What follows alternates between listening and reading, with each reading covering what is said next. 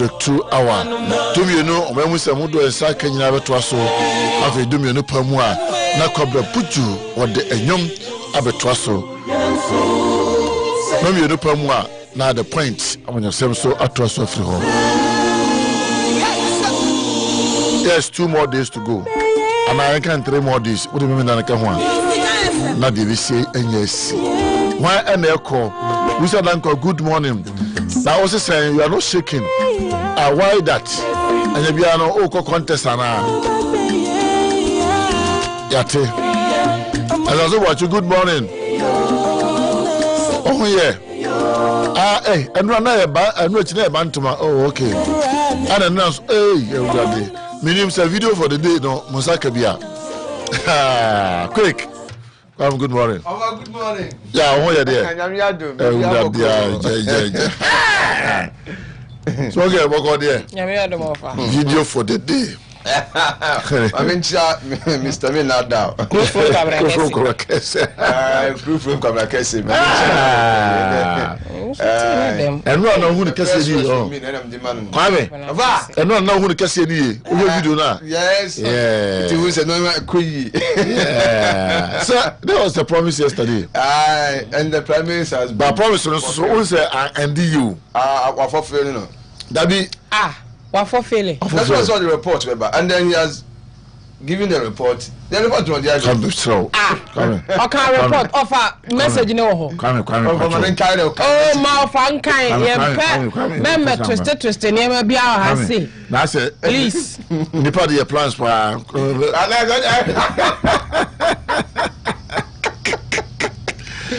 I told you, I'm and a preview. One for promise you. Now we can picture fulfilled immediately. Mrs. I'll picture the video go grab you. Pictures now. That's why I'm over.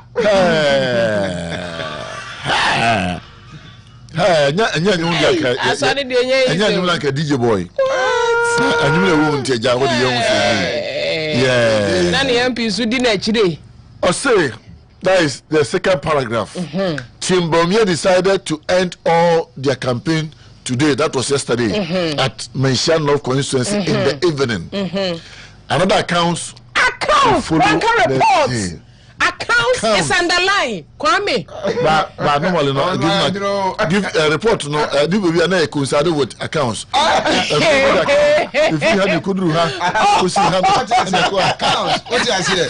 And now for money either way. Creation account. The creation account. Yes, CRS no. Creation account. What you say? The Jewish account. The account. I'm a picture, even at the police. Charlie. And how I now what pay attention? Listen attentively. I don't know what.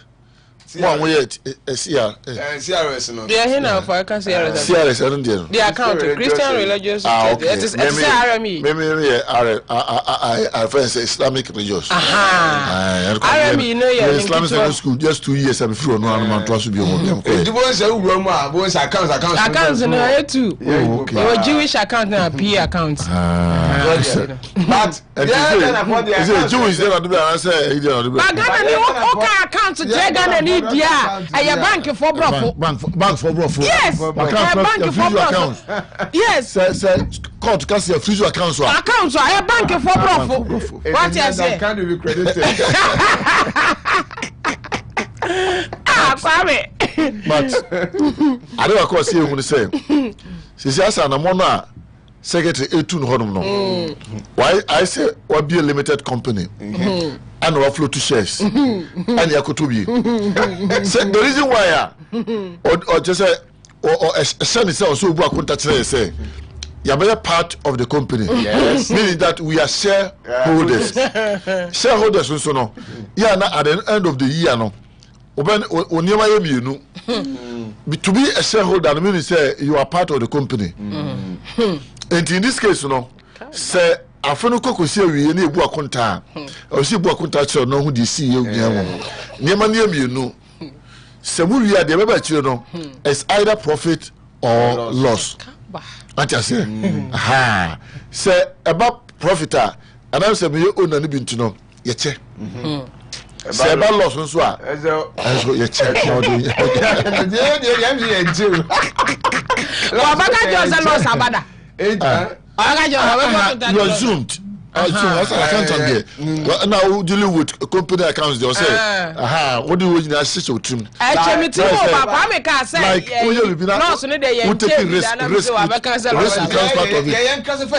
stakeholders. Yeah, stakeholders. There's already a benefit, but you don't take.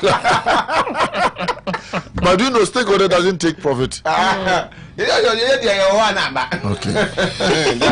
Now we take gifts. We take gifts. And at times your TNT. So what I say?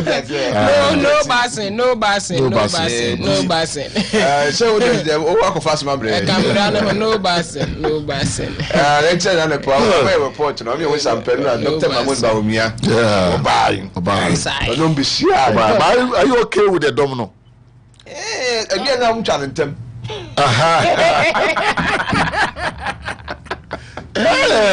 But you okay with the domino?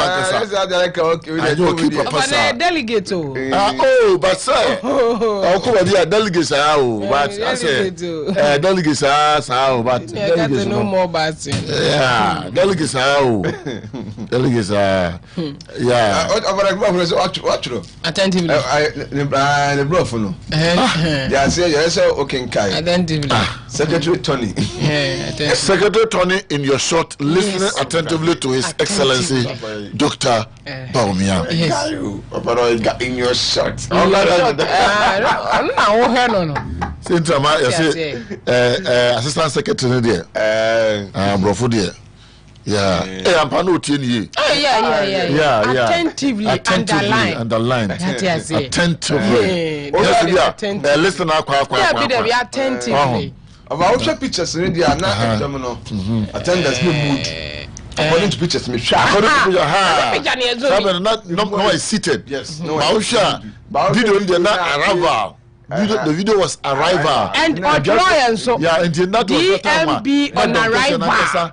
And Papa no want to do the raise. Yeah. The raise that I'm going to occupy empty ones no. Yeah. Mood. Okay. It's not turning. No wonder so yes secretary. Me say tell na man so work constituency no which one so no. One time na Honorable Kwasuka do studio asame na onyanko MP. There's no also court to be a mobile no free no so ha. Ana yes abia ana papa froso ha. So the drop in about packet of froso ha. Fast na ni kran be 10. One once. It would be a book so go the school boys I went to so uncle class. And so born wo of record.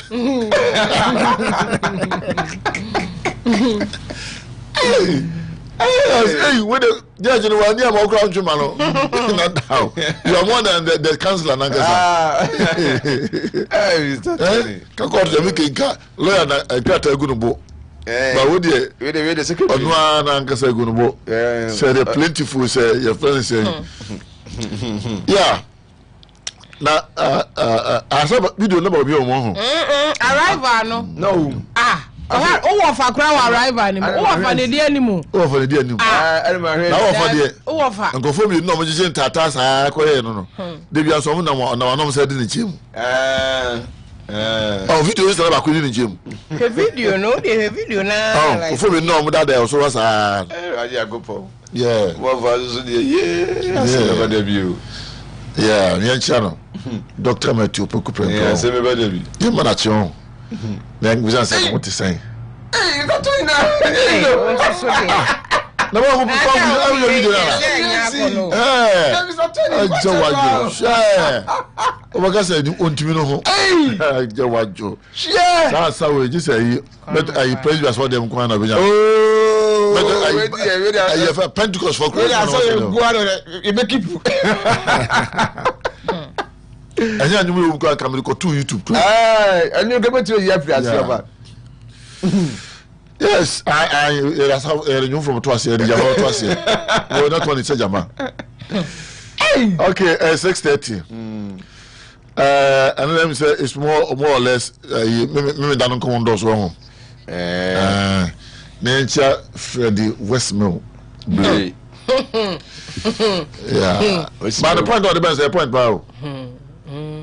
That's be going to be a see. Oh, yeah, that's all. I said no, oh, yeah, that's all. But we keep 20 wins 50 but we say we need to see ya. Was you know? Sorry, no. Na mo fo bi suban na daddy nko fo ko wo mo because ebi mo ayema na traso am go just buy this one na to aba it mo cross the red line red carpet to the red line mo cross it eti ewie no no so mo koto nko fo bi suban na fo nko fo suban daddy I say mo but my to your ho fo yan ga che your ho ne say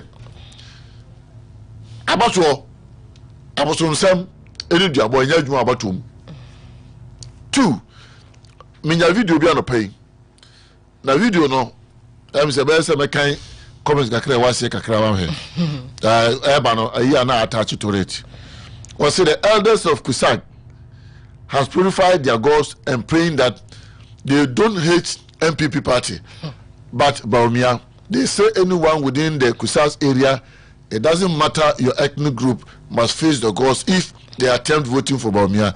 Be ready for the gods if you vote for Baumia. Mobia manu rano.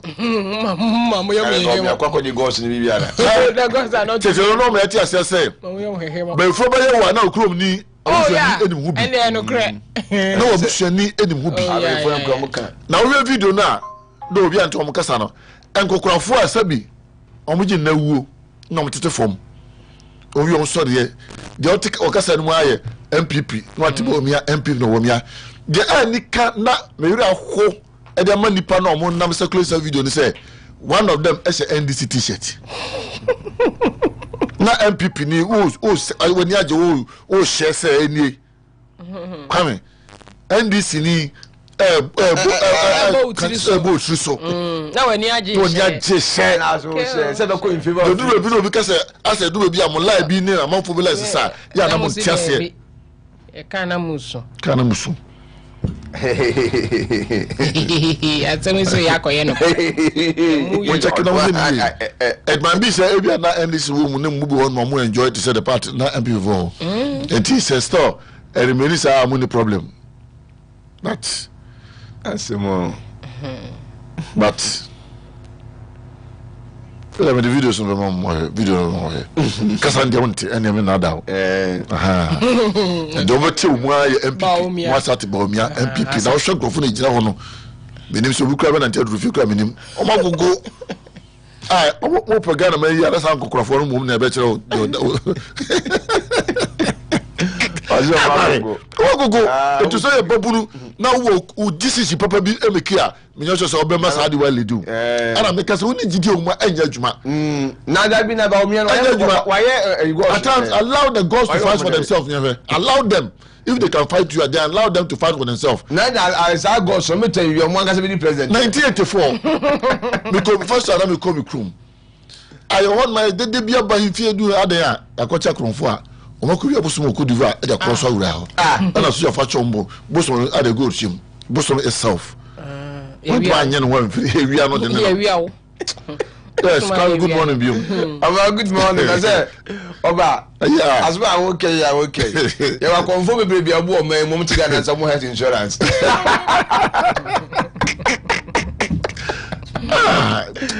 omo yara me ko yeah 634 yakwedi netu mutu na maybe na so obi ankoto na ba na mo take me say mo so no basin maybe that no basin no basin and all the free no congregation no congregation two you go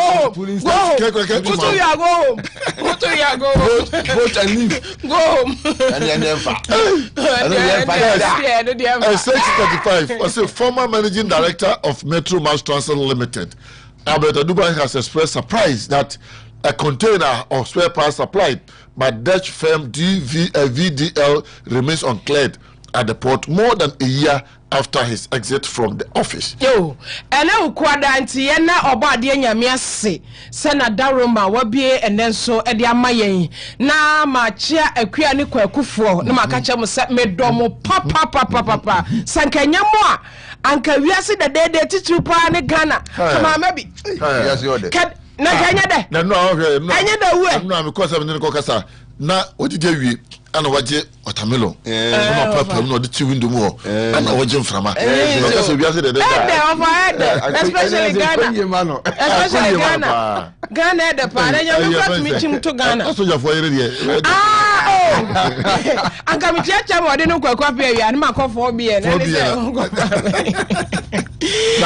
se ba MP be yo MP anya yi wale ai obaso esi won so tomo yesi afom hu bi o pa okra mami chairman odene ho kwakwa pia abusua penny yes Coca family abusua penny eno abusua penny no da no da brano so dey was start chairmanship no pa starting boy na bi so start ya ye wo yire bi ho be chomagu oh yeah ye wo yire bi ho no ma ye be chomu say sa wo chomu ewia boss kakra bi aye ma ne enwu wie kra ne apagya gu ni ase bobo anu na se enso no kwa anya sa tu amra dia gu enti mechia chama wie sadia na makofo bn na mechia kwaku bra kwaku okita me papa di complete kwaku John badodo na fa x-ray kani x-ray Dr. Ray say dey waro papa okay ofa me nwari yo so kafra yo to aso Offer. I don't follow. It's called. Offer. It's called. Offer. Somebody, but me worry offer. Offer me worry. Okay, all the papa.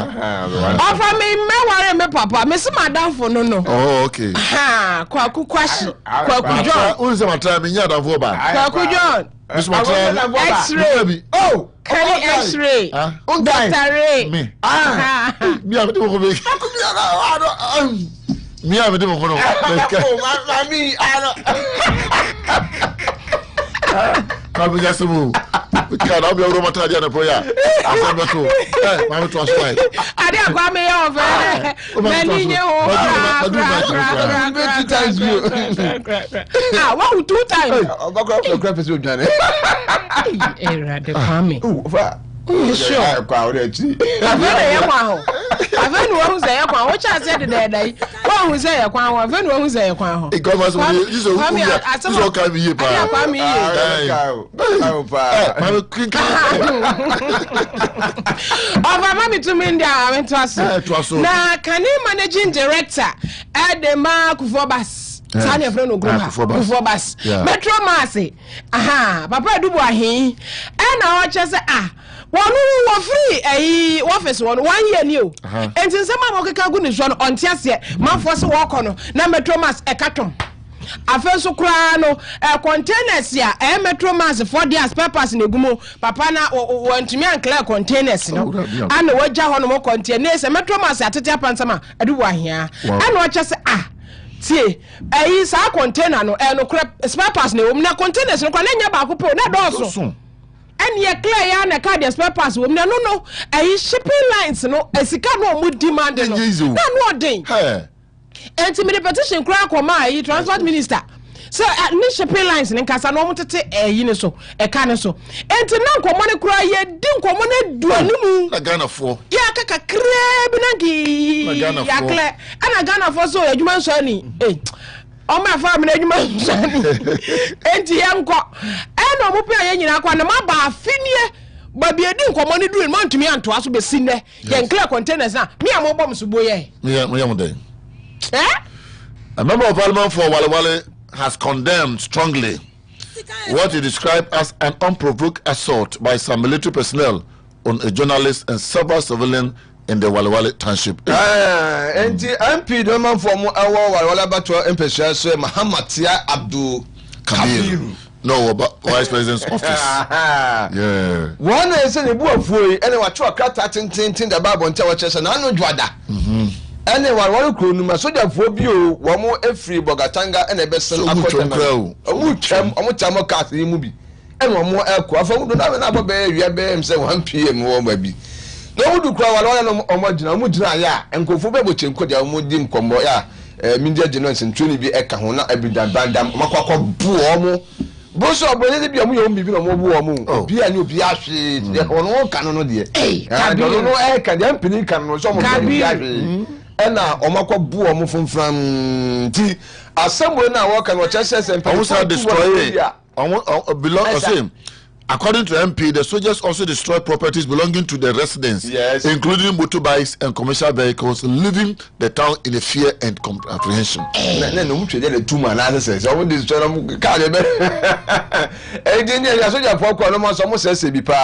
case of the media general reporter, he was detained for 4 hours. 4 hours after being assaulted. And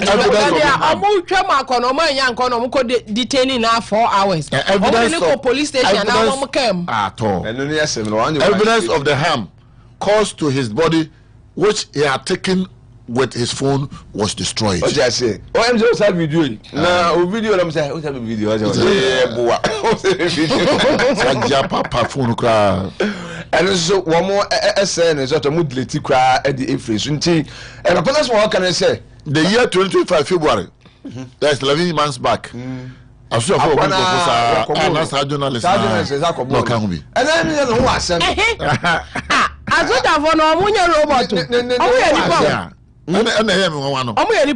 Yes. But my MP Nasim, your can later and the name in your or everyone my Okofa Bokons and be removing. For that's what I say. But so Bokons social media. I say I want faster than on Tata the other side now papa side no oh what your video record was so I'm trying 4 years just for this you'll be back and we the proper will also rise up social media but I want you to say, despite say, Mom mishandle Boku conflict in Tino my D. Mom mishandle. A road and building consultant engineer Abdullah Mama, this man, has commended the Greater Accra Regional Minister Linda Oklu and her team for the ongoing demolition of structures encroaching on the Pisi Lagoon, describing the exercise as a necessary step to avert recurring floods in the capital. Aye, and to where and Cramantam saw for Mamilinda Oklu and Admo for no Macaboma. 10 minutes of it. 10 minutes of it, no. Aye. And Uncle Francis, I dine so toss or Pesi Lagoon, no, my dream, my dream, I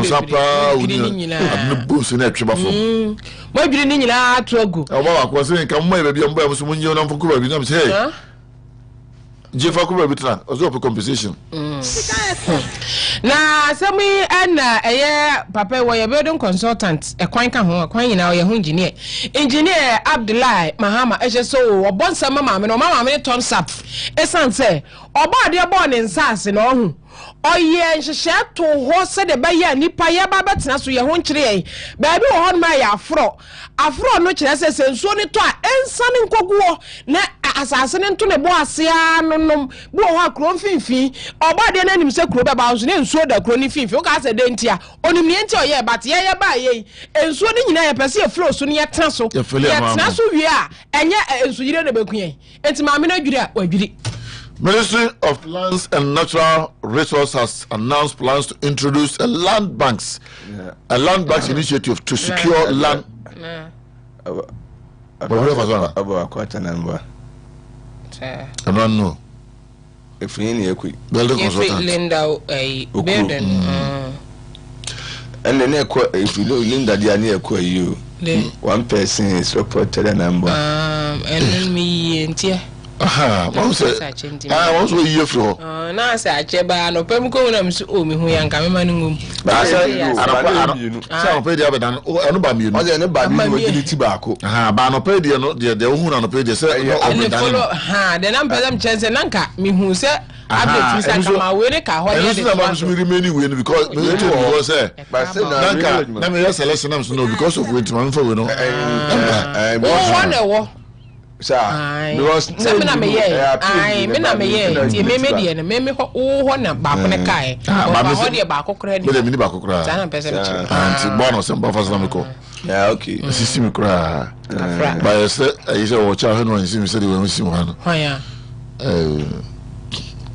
I say and dey ana e bo ma di o ana bo mo dey bo mo dey be 3 times am man me nye sure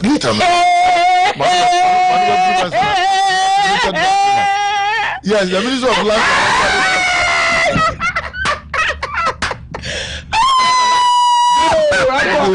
With them go say you just answer.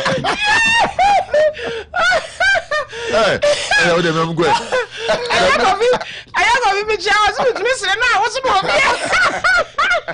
The Minister of Lands and Natural Resources has announced plans to introduce a land bank initiative to secure land for large-scale agricultural production and investment. I know I am penny the tree lands and natural resources. Is it a torno?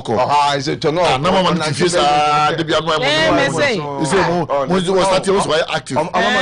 least also be a kadash.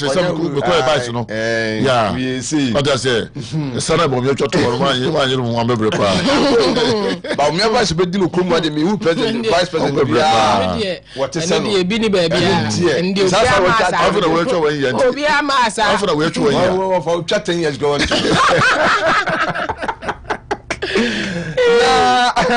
onye for Emmanuel Amakofibu a wona so afọ ewo sa so e honum na akọ na de tuma me anim say they say do mo bomodin mo tona mo ahwe apensase de agu ho se na be ya ene ebetum de aboma kua yeso kura tumi akosa Asasimu bank ene za se ye fegu ze gbe ke ya for that use yes say abena pese edua koko ne pese edua ra yes farm ene bi kra so ba be ye fo sa asase wo ho de amani sa ton you there special ton pa sa ai sa na ho mesre do wi ba na ho siri bi na ni ma che ko na yo o siri magic crime sa because you gare already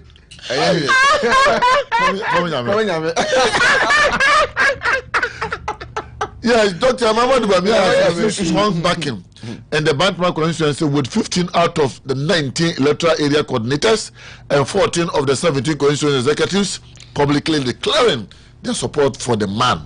Enti no I so free one or ba kurofon kwabrankese and so on then nansa anajo and no anajo ko ye kurofon kwabrankese enti Dr. Mamudu Bomia ene ne nansa wako ba ntime ho nso wo mo aso ne soro pa ya chese wo nyina wo tanachi mudodo no a 19 electoral area coordinators no emu 14 right almost say almost etanachi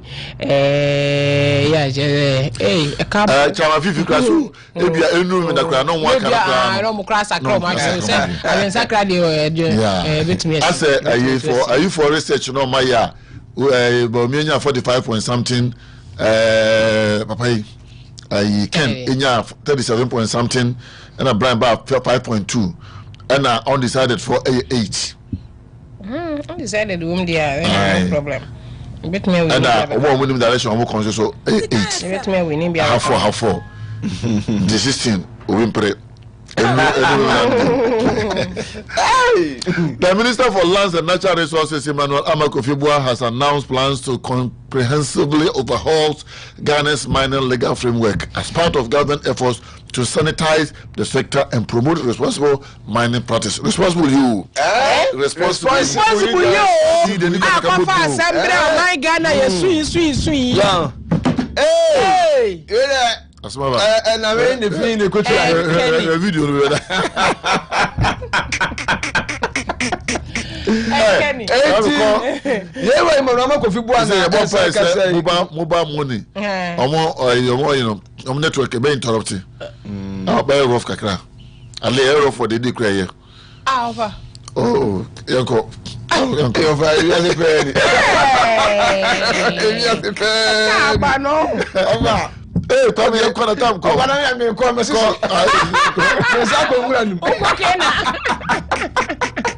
Kubusho. Mama Kofi Buana, Egasa, what I say. 1 year say now for mother say, none a bo or your money home by no. Yeah. One Baba sister was a tramukura. No, Okasa, the innocent go from Ombese Makura. Oh, my mom was best now say. When you are not, never said, but when you are mono, I said, not able to power. Able to power. Yes, some of the plans ago. The new Patriotic Party presidential hopeful and former Minister of Education, Dr. Yao Ose Aduchu, has pledged to introduce a party-based health insurance scheme dubbed the Patriotic Health Insurance for elderly party members if elected flag bearer of the party. Condition at all. And Dr. Yao was ready to now for Adamfa. One Doctor Patrick.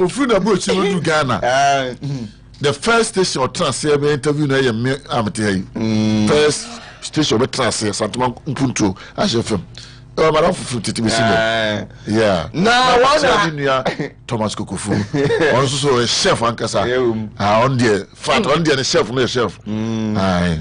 Na wana wakwasa man akakọ campaign ni bi ho nkranse no keke na wode ato aye party no mani nyina entitrim delegates nyina nim say wasra mo man kwan na so mo man kwan no bedem nyekwan nim say kim ade ba ko ba ye jam wo mo ene say mpanifo pa wo party ni mu no ye gokrofo ne mrewafo no be hwe so be aye ma mo health insurance jam wo so wo kasa bi say omanya one kai anase one hwe mpanifo abokuma oman no it doesn't worth so over how so ka kusi say ya yes ha ne mana mu mabuni ukra patru mu jai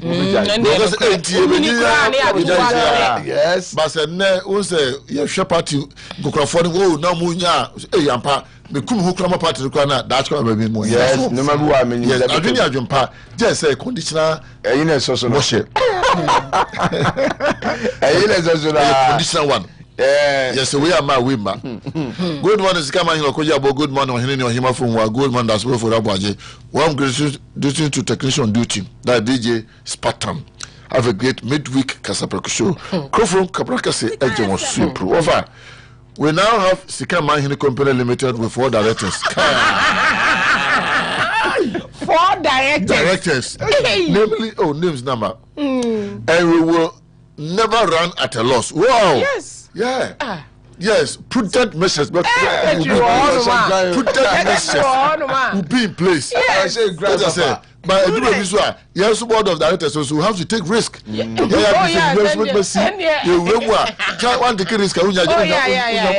good. Yeah. And we shall have our maiden annual general meeting in the course of time. Why not open the in the course of time. In the course of time. There's a self-government now. In the course of time. We are beginning a good note this morning. That is true. That is Check true. out and see if nothing has tried.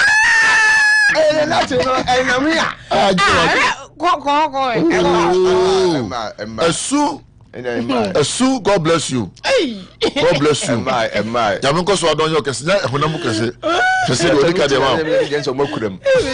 Can dance. Network no kwa say. Network na say. Network na rough. Kwame ase ko daru o. Ase daru o. Ukro ni be po na say heva. Be po. O say dey fear come be pass. Na ya ko tra go say kakra bi ho e do nuka to abi ana me dukura ekora ana omo kanchi no omo bamia I say go home. I say ko excuse me for ebi ana kwara kasi no na afi yes, multiple suspects arrested in connection with the violent in Diamontan ko. Oh, anya bet me akọ anu mum ye. Multiple suspects arrested in connection with the violent clash between two youth groups at Sanko.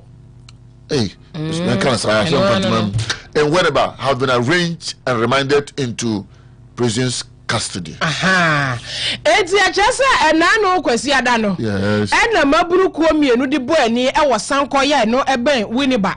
Na amane di kan ba ni chesa ade na ni enyan to the extent say obi kura fa moto ana anu wonse do. Amane mentwa no ti say so for like ijansia no. Wana reporters amunya butru.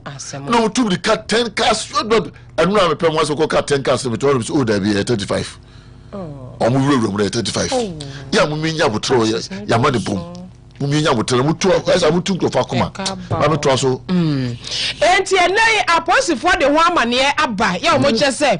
E wom se sa tutrasam na groups ni mienu ne ye na ni enyan ametututu nyina akoso enipa bi pra mu odin life threatening for yes abire wo mo pre wo mo nkwa but obi enu ye aha bi mu yi trauma hospital e wo wini ba hon ma wo mo agi ayarehwe na omu ni mada ko de potia enam so masa wantwi ebaye enti ACP opoku chese obi enu ye te se de amane di kan no ebaye no bibia sa asebia mai ha dia ba ni say o machi emaburu ni bia say o mo wo prisons custody prisons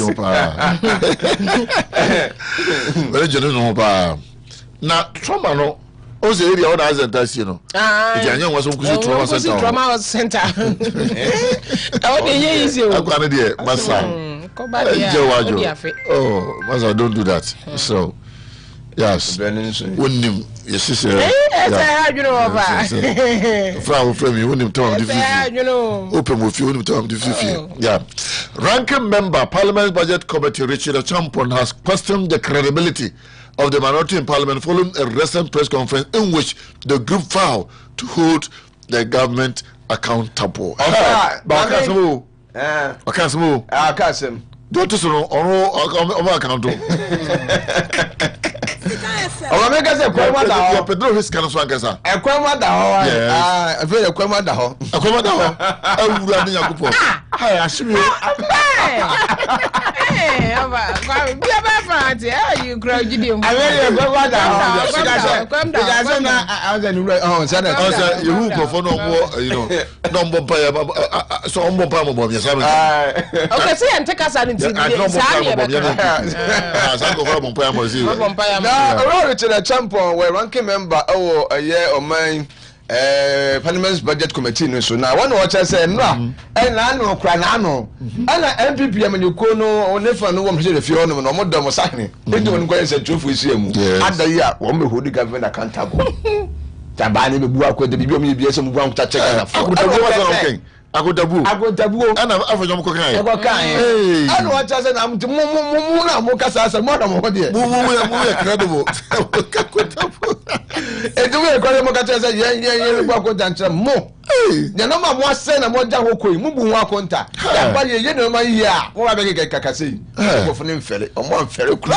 mo se sakontabu a se the number one wanted man for kontabu ona kamudika press conference mudika bundi finance minister former finance minister original I say na ye so ya kontabu de edikan entrama oko in law it seems he even quoted that statement no okotu kra ho I mean say mehua in law oh and I used to know for oh so ba se omumu akonta no na o se so wonsa ho okotu sai you statement you crowd yeah okotu I say dos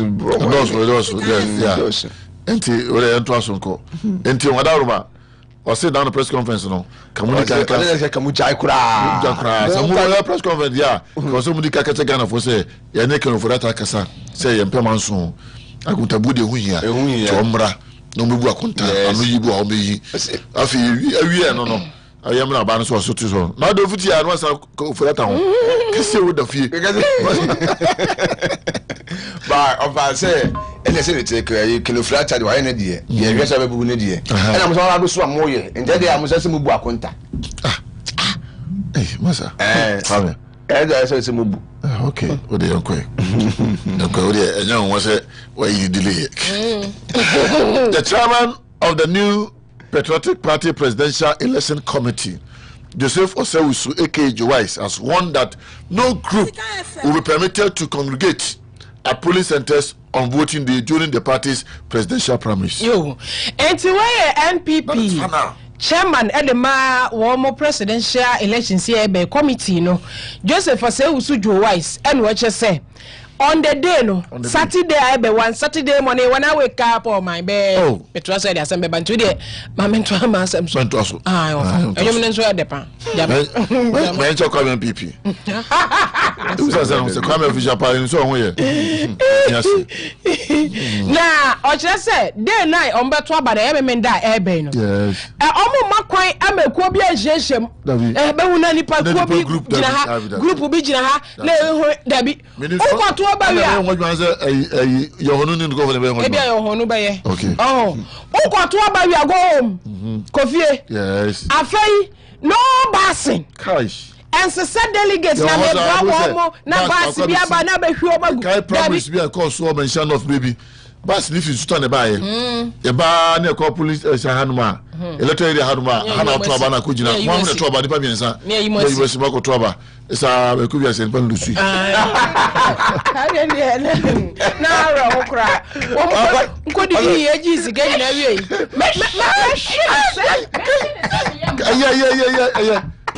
I'm talking of Maria. Oh, you are saying no bass. You are saying no bass. And one of Obasia, Ottoman. Yeah. I know, so my catcher aspirant and almost supporters to be away. Yeah, be away. Yeah. Obi abalo su be on tin wase. Simple. Yeah, indeed. They always do on tin wase. The chairman of the new Patriotic Party elections Presidential Elections Committee, Joseph Osewusu, stated that the party requires strong leadership to remain focused and rebuilt following its defeat in the 2024 general election. Now, what can I say?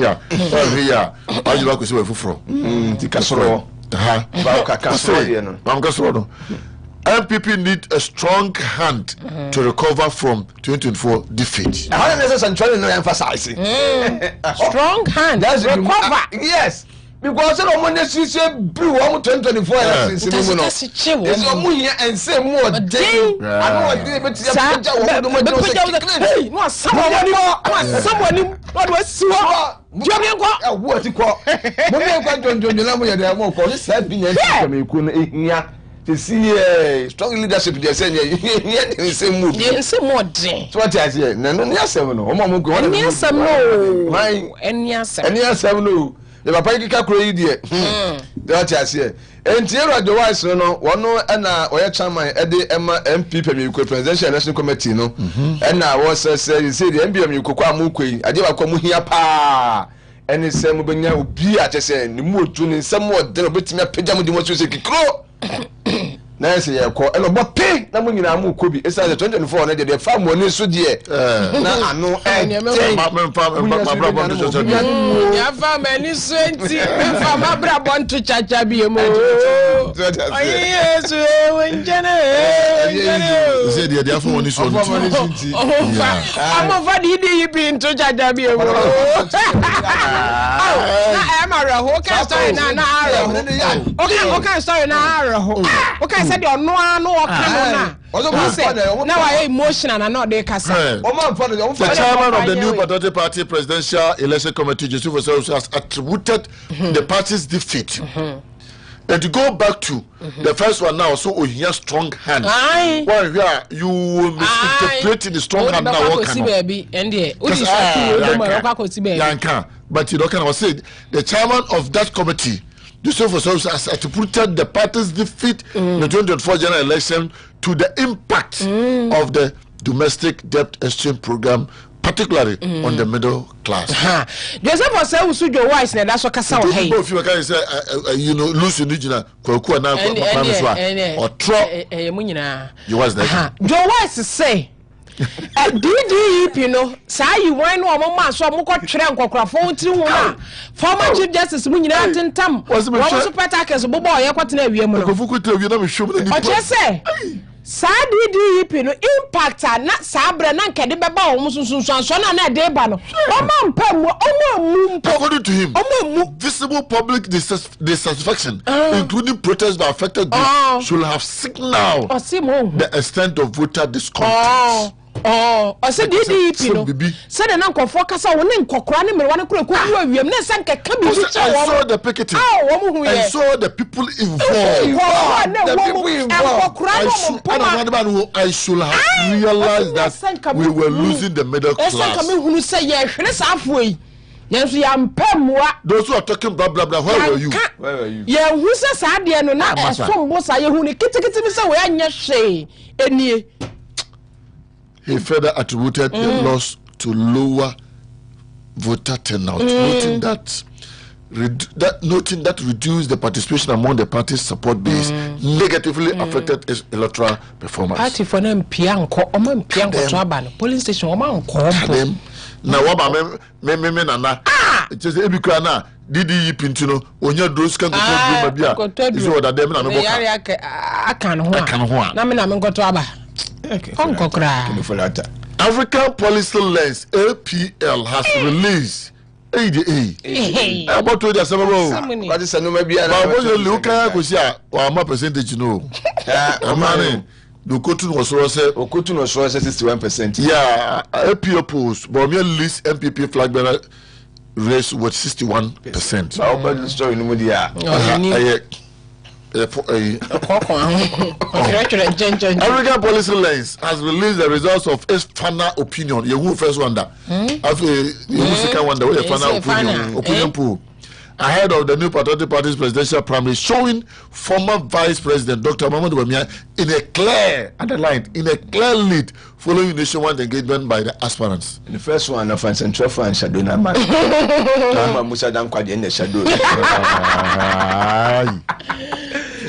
African Policy Lens, if you almost as Musa Damkwadi Anumbia. Woman, I'm so going to move. Woman, Woman, Data was collected through telephone interviews conducted by 12 trained field assistants using APL's call center in Accra. A total of 9,122 respondents across all 276 constituencies participated in the survey, giving the poll margin of error +1 +2 -2. And 95% confidence level. Yes. 95 they say, sir. Why the question is 95 for in the usual moment, and then Dr. Mamadou Bawumia, no money na koyi at the Emano. And I was a figure quite about 61%. Yeah, the man will be doing kunim. So just and more than 3/4 of the respondents, I was say about 99% were pulling station executives. And more than 3/4 of respondents were male. Yes, and 24%. The largest age fell between 36 to 45, and the trust was 25 to 35 years. The poll also showed that 3 of the 5 presidential aspirants had visited almost all constituencies.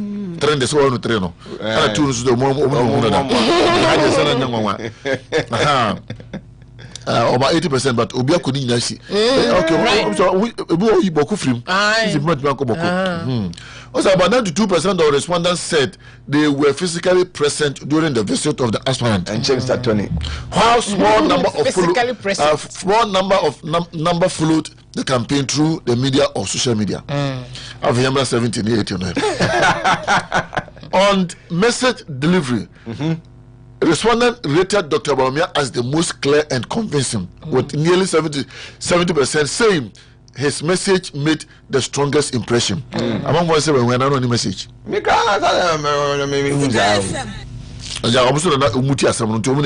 So they were present physically. Canada, Japan followed by 48%, Brand 41%. Afi, where did the 80% no grant? I can pay 80 no, I declare mom 80 no.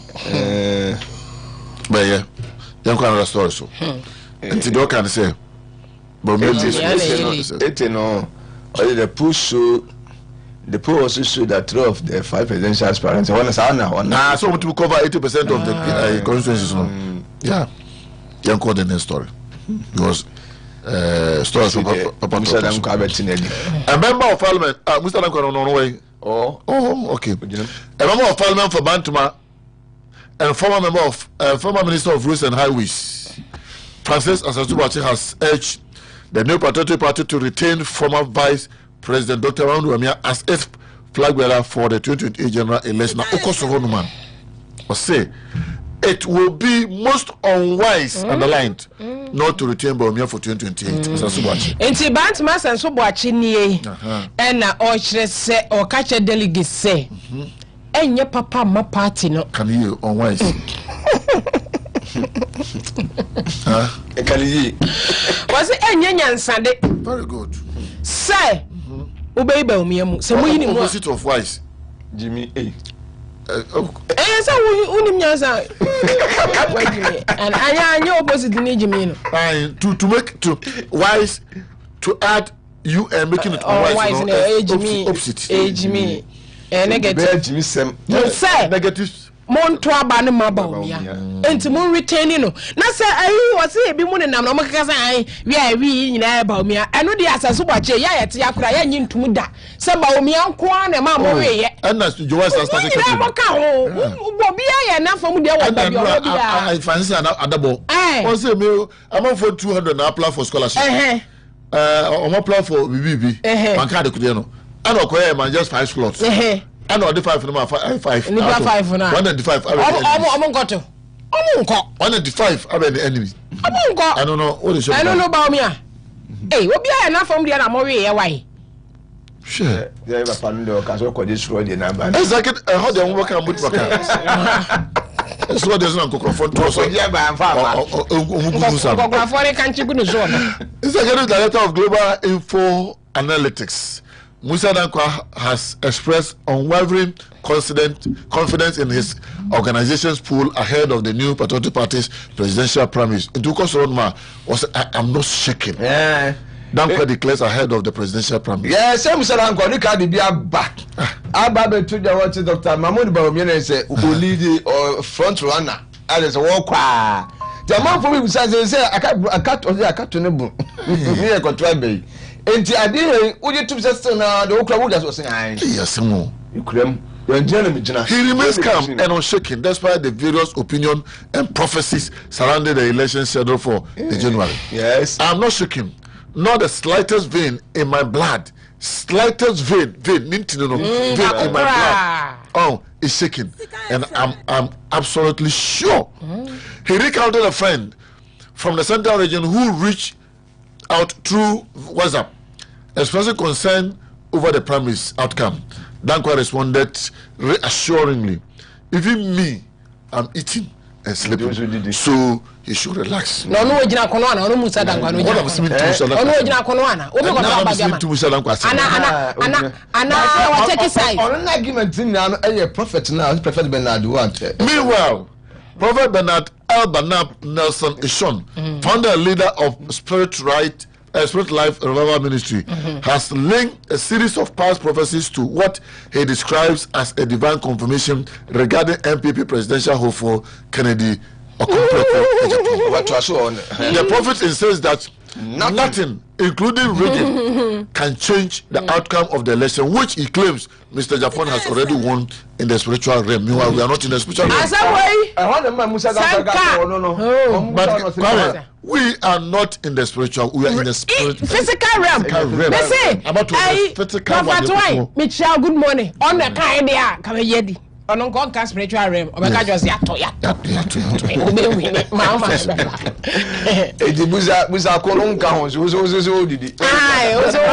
Administrator of the Kennedy Japan campaign, Charles has strongly pushed back against claim that the former Assistant Central MP is not presidential material, questioning what critics really mean by the label? Because we say national politics. Is it GTP or printers? It's where a national administrator, our Kennedy, a compra Japan, the campaign, Charles Cromwell, Nanabayi, Onya one top BC. Oh, nigga, good morning. What does it mean? Oh, if I jet to the Charlie, good morning. Or say, yes, I want to say my focus on Kennedy when you're by presidential material. And what's the material GTP? Printers. I Okodo, I Gabadin, I Lay, I Shaki, and I Sambato. Kimpli. Hi, quite what to be that. Kimpli. Jija. Jija. I Jija. And as I Sambato, Coco, and as a fertilizer bottle. What can show presidential material on Tiasse? What you say? Materials be break can style. What are you saying? The cancer. Because you should was what's my woman?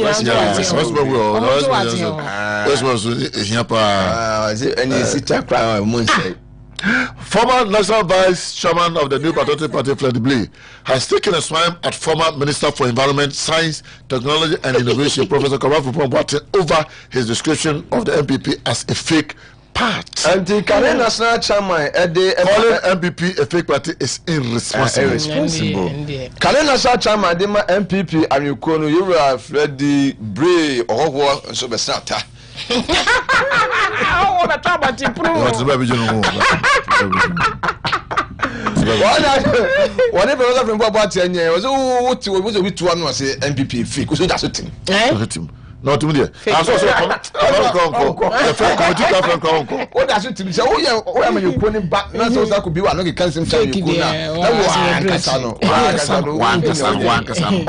Former National Chairman of the New Patriotic Party has described the ongoing campaign activities ahead of the party's presidential primary schedule for January 21 as a useful rehearsal for 2028 general election. And Fred was smell blade. Yes. And I met one as about saying, we see what you call it. We see MPP. We see what campaign now. Of on said for fire aggressive name. Contest name why by we no. Areas as no more. I said of course match no more areas as. Areas as no more. You would go share. MDC for boot and you boot for Charlotte. Yes. Everyone cross a red line. According to him, while some party members may have crossed the red line in their rhetoric, such moments help expose character traits that the electorate may not feel. And to be more cross a red line. Oh my manatra so. Safon one case madam subayedi achira o ekotoaba obi ehumo. It has been so good and very competitive. It is a rehearsal for the main battle ahead of us. The battle against us. Against our main opposition, the NDC. Hard words don't break any bones. It tells a story. The people using the hard ways and those listening. It also adds up to the chemistry of bringing out the best character among the aspirants. I found nothing wrong so far. We see it. We BNC. We be born in BNC. And we are rehearsals no more. You're confident.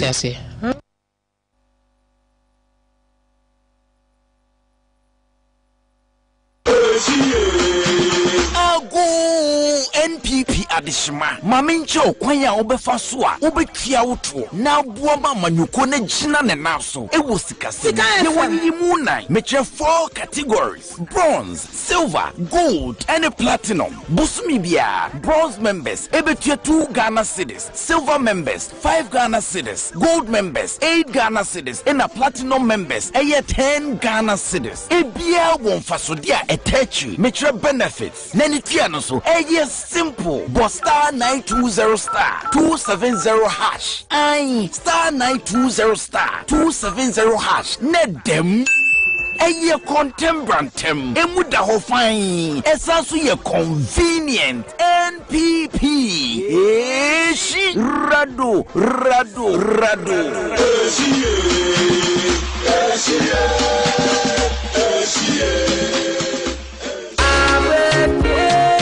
Accident Penyame. Maybe soon can a brefi group of companies. As I say, Omu be a brefi collections are pay any house. Say your quality men's shoes, designer shirts, shoes, slippers, perfumes, bracelets, and then Yama this year's here. What dear? A brefi collections one a year. A brefi collections was suffer labor runabout. Atosuko anaso. Osan was seba ko bantima G runabout and a bemu dish anymore. A face say a baby papa be at the day. What dear? Na ye obiya guest house. A cropon sans. Obiya guest house there. Asumje bambo more day. Adan papa mu ye fe ni emu e conditions. Afe ni abedie ni bibi e bema wani aje. Ewo Obiya guest house. Obiya guest house we cropon sans. Se udu IPT na fanya nche ni ase kwan so a. Obiya guest house we ni. So fees nyane kwa so na eba. Udu cropon junction na. No pay for unsa benkum so. Obiya guest house ben o say to senior high school. Fair a brefi group of companies 0244 615441 and 0248381709. A brefi group. Yes, so Sika FM. 0532907406. Happy birthday. And Mr. Matthias. Yeah, do na friend Onga GH or seal Edema Onga Young Academy. Sansi sports presenter was Sene FM ya eno ewo bono region T Onga GH ojume for busuani nyina so ma happy birthday yankopon show na ontine nim emfa enche Mr. Matthias aka Onga GH happy birthday. Hello Papa Atuwa Akwesewa Papa Yamisha Oba a member of MPP Media Patriot Chama Patrick Medano the bona basupa na the remnant mechia lawyer Justin Kudia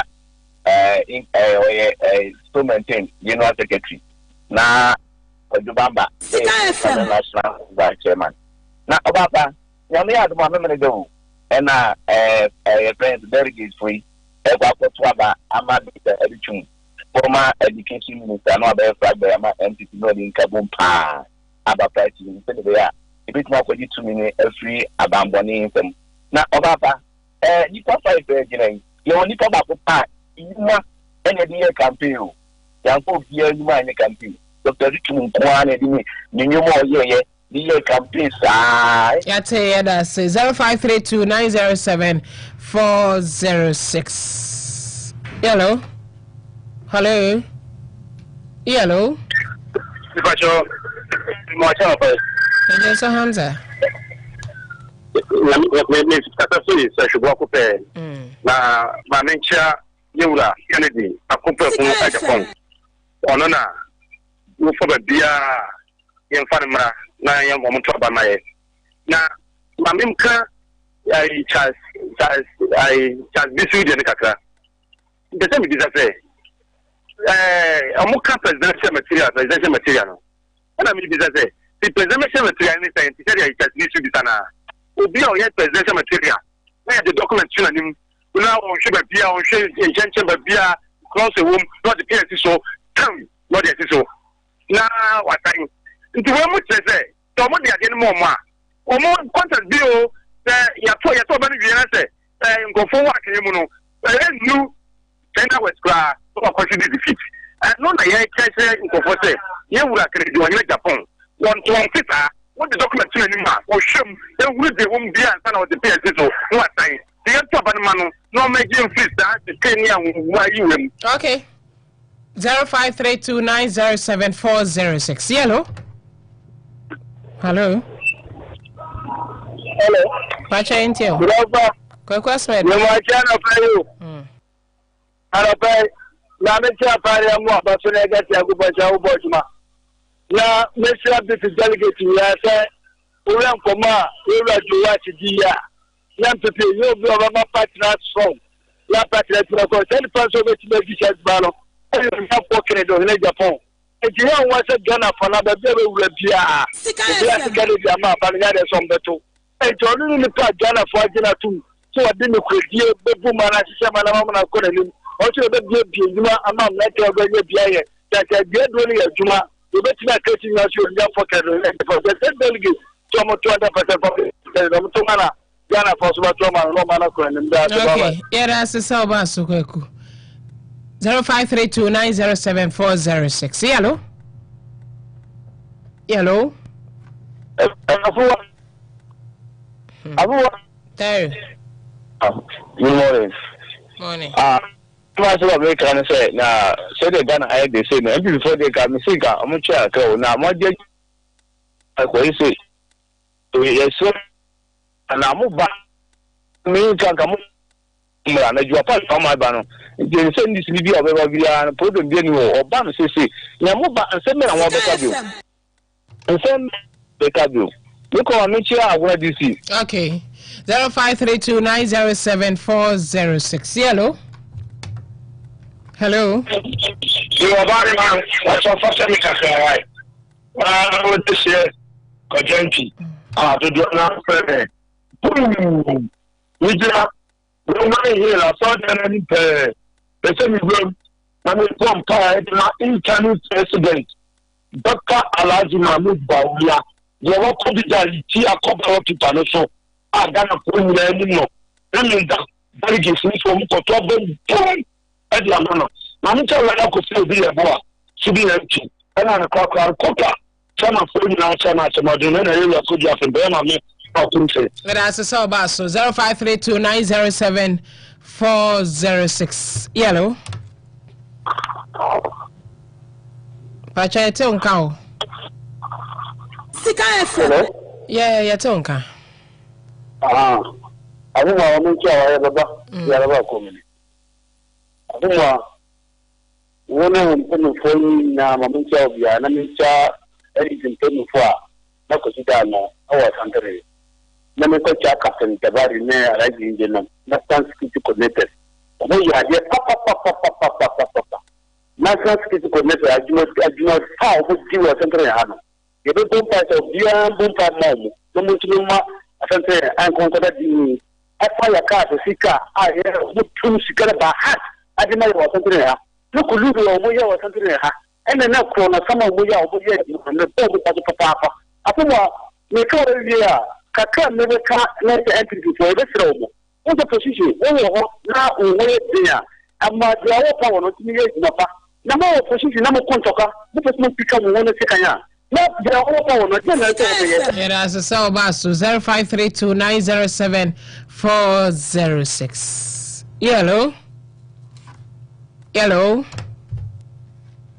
Hello. Mini aba efun wa kafuna. Aba efun wa kafuna melody aba fa pedi. To nka cho. Aba ko no fo. Aba ba fi afiti ko fi ana ho dia fi afi. Mini aba me mo chi o. Je uso of amponsa krofro ma himfie. Na ho himfie. O nyame adom na die ano chi o. Ya ko poisi papa. Na men kan chirega ai MPP delegate Dr. Alhaji Muhammad Bawumia de he son of one the high papa. Omo ebe contesting na Africa. Let's do the car Dr. Alhaji Muhammad Bawumia. Ya fana ma enji is when budget pa. Sika FM. We ko chama de ko fa. Ashanti regional MPP deputy for here MPP regional chairman. We dey say honorable Daniel Ofumensa DKN incoming MPP regional organizer. Ena honorable Sampai former mayor also he's coming vice chairman who's for national five chairman. Nothing about that American say Coco for Brew. They say who cry and talk. You can't need to go na buying was kind of everything you defend DC. Okay, that's it. 0532907406. Yellow. And council emos. Just I called the moment. I talk about and somehow. When get some more doing cookapia, mention of empty on the block of school in Chanapa. Number Chia, Yadin, Dr. Mahmoud Bawumia, number 3. Miss delegate, when you can make it and get it 2 minutes here, and Dr. Mahmoud Bawumia. 2028, young family, Miss Samala delegate, number 3, fucking come. Let's say, and it's for Yama Moyan, Ghana for and Yaman and Koye to take Cook one swing, and to Ghana for the Tracia and this as all by mɛsɛ number 3 emiri bi ayɛ ntoma no yɛda ase sɛ woba so yɛbrɛ no asan yɛsɔre so na 7:30 sports abɛtoa so de ama wo fa lasa no kɔgye aboɔ ne di dwumadie kwame fori aboagye wote ne nka na DJ Spartan ɛyɛ technician on duty krofro nkwabena kɛse crew ni nyina sɛ yɛda se nyame nhyira papa correct account Kovache, good morning. It's on catch. What's up? And yes, Swansea. And so, Michiano Papa. Hey, I'm a faba ko permitting and catch you. I'm a faba shop. Okay, Medini Martini Abama me from Wa Kafana. Yes, sorry, so 7:30 sports. It was so Eddie Amount. I don't mean I say I'm a more anything.